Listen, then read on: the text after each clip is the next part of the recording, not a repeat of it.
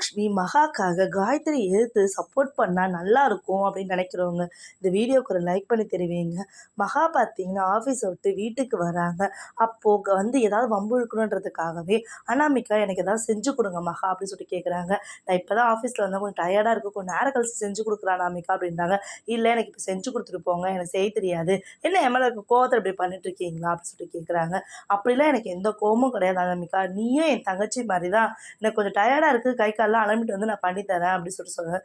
பார்த்தீங்கன்னா காயத்ரி வந்து என் மருமக கேட்டால் உனக்கு செஞ்சு தர தெரியாதா, செஞ்சு கூட அவள் என்ன கேட்குறாளோ அப்படின்னு சொல்லிட்டு சொல்கிறாங்க. இதை எல்லாத்தையுமே கவனிச்ச ராஜலக்ஷ்மி பார்த்தீங்கன்னா கோவம் வந்துடுது. என்னம்மா காயத்ரி இப்படி பேசிட்டு இருக்கா, உன் மருமகளுக்கு என்ன தேவையோ அதை அவள் செஞ்சுக்கணும், அப்படி இல்லைன்னா உன் மருமகளுக்கு என்ன வேணுமோ அதை நீ செஞ்சு கொடு, எதுக்கு நீ மகாவை கேட்குற, அவள் வீட்டு வேலையும் பார்த்துட்டு ஆஃபீஸ் வேலையும் பார்த்துட்டு வருவா, அவளை வேலை வாங்குவீங்களா, அவளை இந்த வீட்டுக்கு வேலைக்கார நினச்சிட்டிங்களா, அவள் தான் மூத்த மருமக இந்த வீட்டுக்கு அப்படின்றாங்க. மகாவால் பார்த்தீங்கன்னா சந்தோஷம் தாங்க முடியல மூத்த மருமகன்னு சொன்னதுனால. காயத்ரிக்கும் அனாமிகாவுக்கும் பார்த்தீங்கன்னா பயங்கர கோவம் வந்துடுது. என்ன பண்ணுறது தெரியல. என்னக்கா இப்படிலாம் பேசுறீங்க, ஆமாம் அப்படிலாம் பேசுறேன்னா இப்போ அவளும் இந்த வீட்டில் ஒரு மருமக தானே, 3 பேருமே சமம் தானே இந்த வீட்டில், அவங்கவுங்க தேவைக்கு அவங்கவுங்க பண்ண வேண்டியது தானே, அவள் செஞ்சு கொடுத்தா நீங்கள் சாப்பிடணும்னு ஏதாவது இருக்கா என்ன அப்படின்னு சொல்லி கேட்குறாங்க.